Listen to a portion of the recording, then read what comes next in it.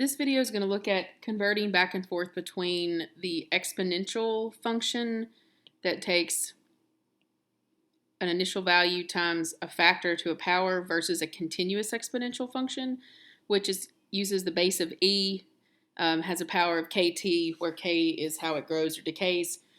We've looked at these previously, so we have the non-continuous, your regular periodic, whether it was a growth per year, per minute, per day, whatever the time frame was, non-continuous, where A was your initial value, B was the growth factor. If the growth factor was larger than 1, it was considered growth. If the growth factor was in between 0 and 1, it was considered decay. And we found we found those. You found that you either had the growth rate or you were given the growth rate and you found the factor, vice versa. And then we did continuous. E was introduced as a number and as a base. A stayed the initial value, but now if it was a continuous growth rate, if it was a positive, or if it was a growth, then the k value was positive, and if it was a decay, we made the k value the exponent negative.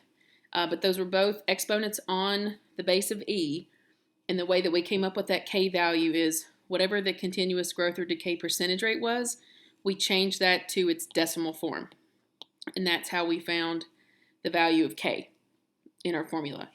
So to be able to convert back and forth between those, which again is also something that you've done before, you're just going to consider how you could make that base, whether it's a B growth factor or an E with a power, how you could make those be the same numerically. So we'll start by taking a continuous function, AE to the KT, and turn it into the non-continuous function of AB to the T power. So to begin with, well, actually, before I do an example, the overall idea here is to make this e to the k and this b comparable numbers. So if you're given e to the k, you're going to simply calculate that value. You'll raise e to that k power, get a decimal, and then that is going to turn into your growth factor. And from that, you'll be able to tell whether it grew or decay. I mean, you can tell if it's growth or decay based on the k value, but you'll turn it into a growth factor, and from there you'll pull the growth or decay rate depending on what the number is. Okay, so we'll do a few examples here that takes one to the other. So first example I have is the function 4e to the 7t. That's as large as it is, it's a 700% growth continuously. But the exponent is 7. And if I want to turn that to AB to the T power and get rid of the E, then I'm just going to take e to the 7th and actually calculate it. I'll calculate the value for e to the 7th power. It ends up being like a 1096.63, and these are going to be rounded because e is it's an irrational number. Just a decimal, no pattern, doesn't end. So depending on how many decimal places it tells you to keep, I'm just going to keep 2 here. So e to the 7th power is 1096.63. And then if I take my original formula, 4e to the 7t power, I'm just going to literally replace e to the 7th with this number that I calculated. So my new form will be 4 times 1096.63 to the t power. And that's all you have to do if all you're doing is converting it to that form. Here's another one. 0.3 e to the 0.7t. If you recall from before, again, just trying to discuss what the equation is presenting to you. Initial value of 0.3. That power on e, the 0.7, is actually representing a 70% continuous growth rate. Okay, so when we come up with the non-continuous growth rate, depending on how high the growth rate is, it can be similar or it can be a whole lot different, but it's still the same process from before. So to come up with this AB to the t power form, we're going to pull off this e to the 0.7th power, actually calculate e to the 0.7 power,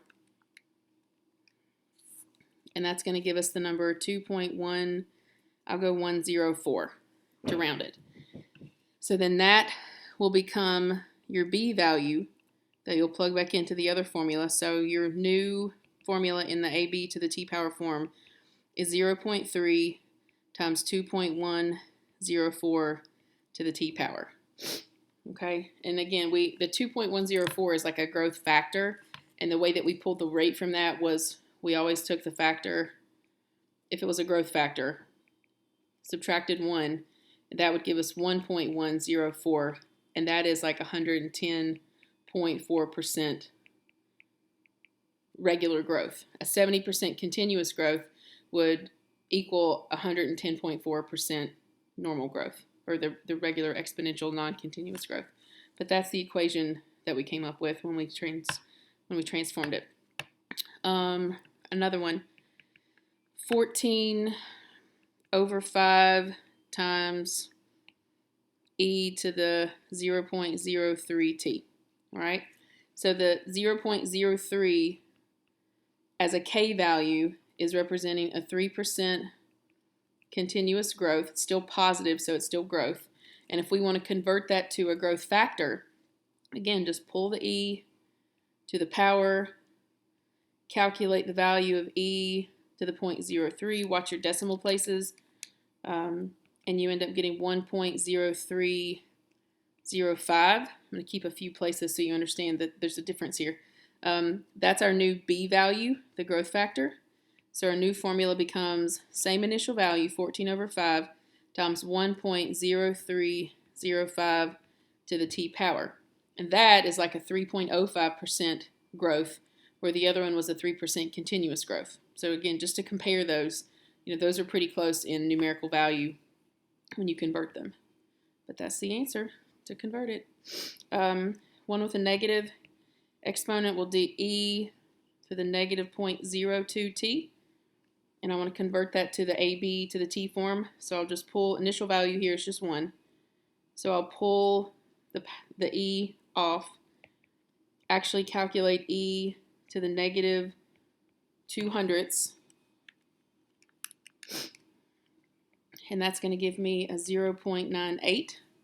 So my new formula is 0.98 to the t power. Again, our initial value here was 1, but you won't have the 1 written.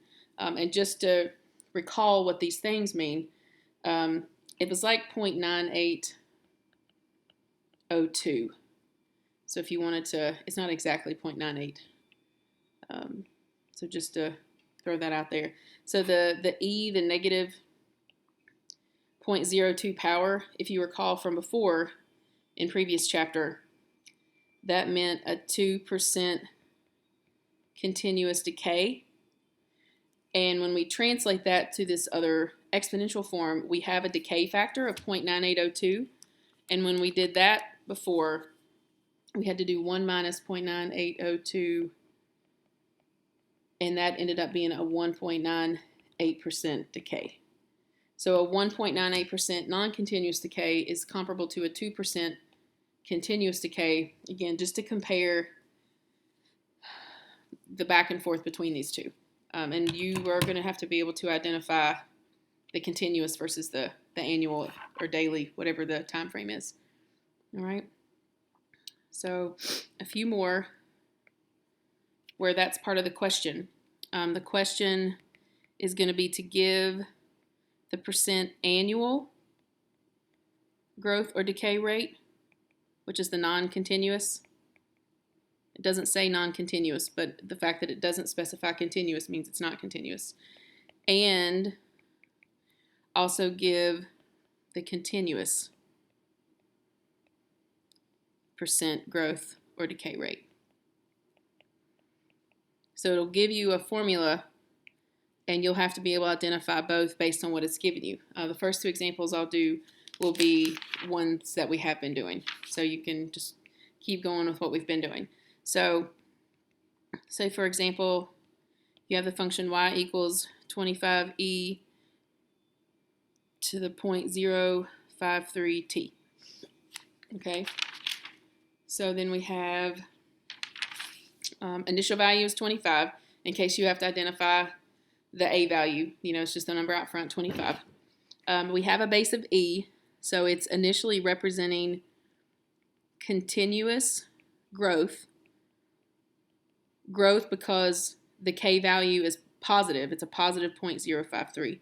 It's continuous growth of 5.3%. So that's our continuous growth rate. The k value was 0.053. You times that by 100 to make it a percent answer, and that's where we get the 5.3. If I want to identify the annual growth rate, assuming t is in years, if I want to identify the annual growth rate, that is where I'm going to pull off the e value and actually calculate e to the 0.053 and come up with the corresponding decimal to that. And when I do that, I get 1.0544. Again, the software, when you have to input answers, will tell you what to round to. But that gives me my annual growth rate. Annual growth factor. And it is a growth. It should be growth. It was growth before. It's not going to change. But that's a factor. And to get the rate, if you recall, you have to take the 1 away. So you're left with a 0.0544. And then times that guy by 100 to get your percent answer. So the annual growth rate here will be 5.44%. So we have a continuous growth rate of 5.3 is going to be an annual growth rate of 5.44. So again, they're really close to each other, but one is growing continuously and one is growing just once at the end of every year. All right. Here's another example. So you had 100, y equals 100e to the negative 0.07t. So we'll identify both the annual growth rate and the continuous growth rate. Again, the fact that we have a base of e makes this continuous to begin with.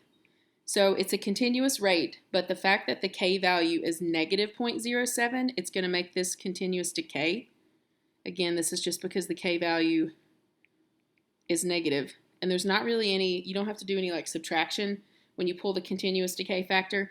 It's just the 0.07 where the k is 0.07. We'll times that by 100.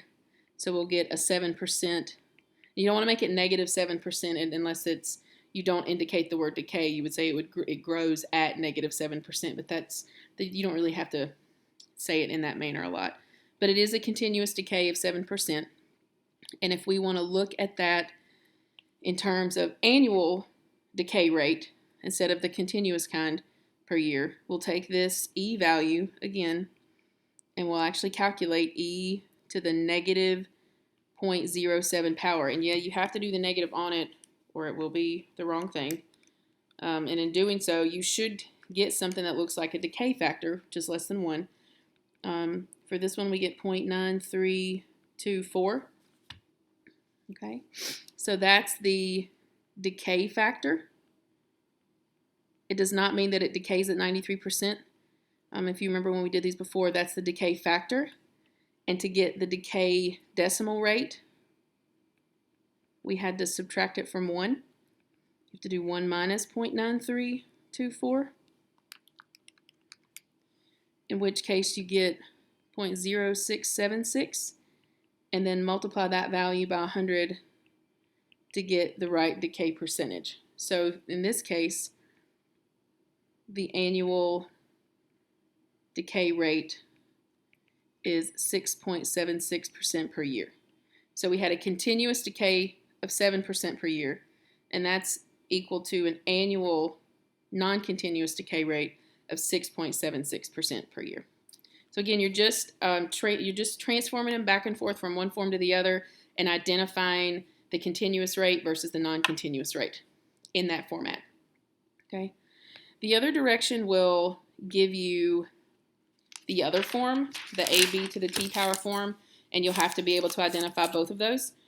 So we'll do a few of those for this example, or for the next few examples. So like to begin with, so this is going to go from ABT form into AE to the KT, so non-continuous to continuous, where you have to express a power on E. And the fact that we're going to express a power on E, natural log is going to come into the game. So first example, say you had the function 12 times 0.9 to the T power. Okay, right off the bat, the very first thing that tells you, other than the initial value being 12, that again hasn't changed. Initial value here is 12. This 0.9 is our base where our exponent lives. 0.9 is a decay factor because it's less than 1. And that decay factor of 0.9, if you remember, taking it away from 1, leaving you with 0.1 or 0.10, represents a 10% non-continuous decay rate, right? Because if that number was in between 0 and 1, it was decay. We took it away from 1, made it a percent, and that's what our, let's say annual, for lack of a better, for just to be consistent with saying the right time frame. So we have a 10% annual decay rate, and then you also have to be able to find the continuous decay rate per year. So in order to do that, again, we're going from a B value to an E value with a power. So the question becomes, what power of E would give me that 0.9 factor sitting there in those parentheses? And if you want to know what power of E gives you a value, you can take the natural log of both sides, which is what ends up happening. The natural log of E to your mystery exponent is the natural log of 0.9. If you recall from previous conversations, natural log of E ends up being 1, and you're left with your missing power. And in a nutshell, you're just taking the natural log of that decay factor or that growth factor. That will give you the power on E to put it in the continuous rate form. So if you take the natural log of 0.9, and yeah, you have to use natural log because these are continuous functions, continuous growth and decay. E is the factor, so we have to use natural log. We get that our power, our missing power on E, is negative 0.1054. So that's it's a K value. So I could put K here.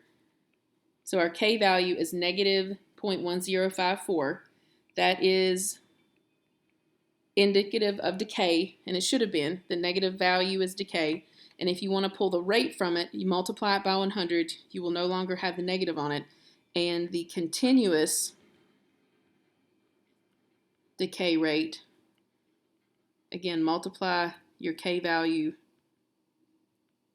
by 100 to get the percentage rate, is going to be 10.54% continuous decay per year.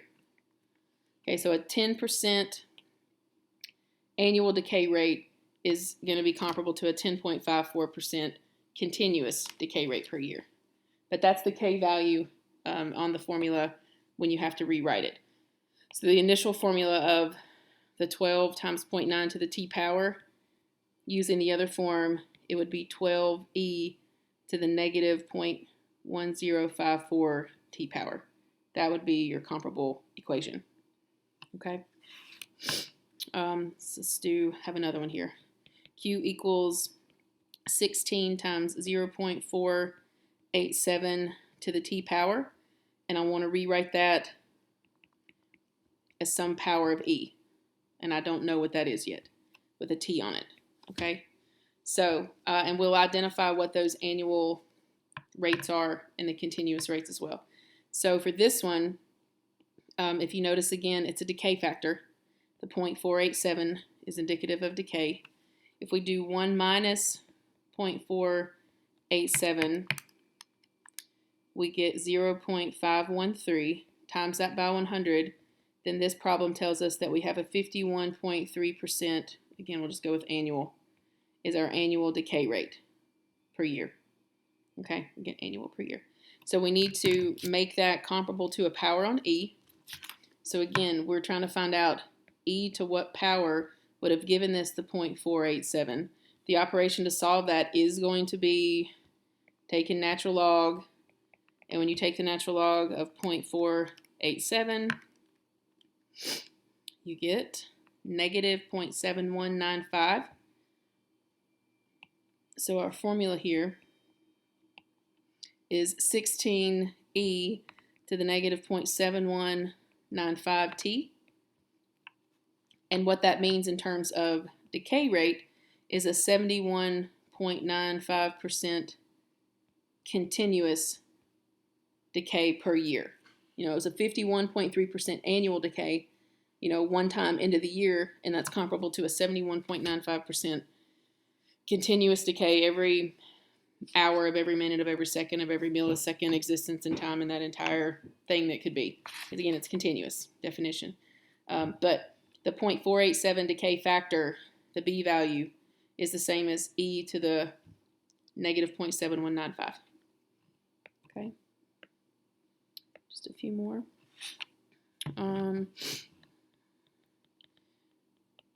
721 times 0.98 to the 0.7 t power. Make that into 721 and then e to some power with a t. Okay, that's what we don't know. That's what we're going to try to figure out. Okay. So using this, this is just a slightly different example only because the power has a 0.7. But if you remember properties of exponents, it says if you have a base with a power and it gets raised to a power, it's the same as just multiplying those. So you can go backwards. If you have a power that's multiplied, I can pull off the 0.7 and then raise all of that to the t, and I get the same answer. So to come up with my rate here, I need to actually raise 0.98 to the 0.7 power. Okay, which doesn't change it that much. But 0.98, get rid of that, 0.98. If I raise 0.98 to the 7/10 power, I get the formula 721 times 0.98. It gets, the decimal is crazy, I'll go 596. It's not exact. It's like 0.98597631. I mean, it keeps going, no pattern whatsoever. So that is my decay factor for my non-continuous formula. It is decay. It's in between 0 and 1. That says the word factor, I swear. And then if I do 1 minus that factor, I get 0.01404. I'm just going to write all the decimals here. That's the decimal form of my decay percentage. So then if I times that by 100, I get 1.40, I'm going to go 404% is my annual decay rate. Okay. Now I need to convert that to a comparable power on E so that I can give the continuous decay rate. Okay, so you go back to that decay factor, and you can, the fact that it was raised to the 0.7 power makes this a little tricky for watching your rounding. The more decimals you keep, the more accurate you'll be. But we're trying to find out what power of E would give us this decimal, this 0.98596. So what power of E would give us the 0.9859631 decimal? And again, we're just going to apply natural log to those, and we get, let me go back to see natural log of that answer. I get negative 0.0141418951, keeps going, but it's negative and it should be, it's decay. And the annual decay rate was 1.4. The continuous decay rate is also 1.4, but it's a little higher. But the K value is negative 0.01414. Translate that to a percent, timesing it by 100, you get 1.4, we'll go 414% is your continuous decay per year. So it's a little higher, but you expect it to be different because one's continuous and one's non-continuous. But your formula back up here at the top will be 721e to the negative 0.0141t. Okay, again, depending on how many things it tells you to round to. All right, we'll do one with the growth because I don't think we've had one of those yet for this example. Y equals 5 times 1.12 to the t power. I want to convert that to y equals 5 and then find the power on k that makes this the same. And then identify the rates, the growth or decay rates. This one, the 1.12, is indicative of a growth rate because it's a growth factor. The factor is bigger than 1. We do 1.12 minus 1 to get the 0.12, which is a 12% annual growth rate, or whatever your time frame is. Okay, and if we want to convert that to a continuous growth rate to find this k value, same process as we've been doing. You'll take the 1.12 and you'll ask yourself, okay, what power of e would be 1.12? So natural log both sides, take the natural log of 1.12, you get 0.1133. Did I do that natural log 1.12? Yeah. Just making sure I type that in right. So that gives me a k value of 0.1133. That's what's going to go on our formula, k to the 0.1133 t power. So there's our formula. But what that 1133 means, if you times it by 100, is it's an 11.33% continuous growth rate per year for this function. So it was a 12% annual growth rate, or again, whatever the periodic, annual, daily, hourly, etc. And the comparable continuous growth rate is 11.33%. So take it from AB to the T form to AE to the KT form, continuous versus non-continuous. It will involve logarithms, natural logarithm, and it will involve you understanding how to pull the difference between the rate and the factor, and especially be careful with the decay ones because you do have to convert those and subtract away from one to get the right rate. All right?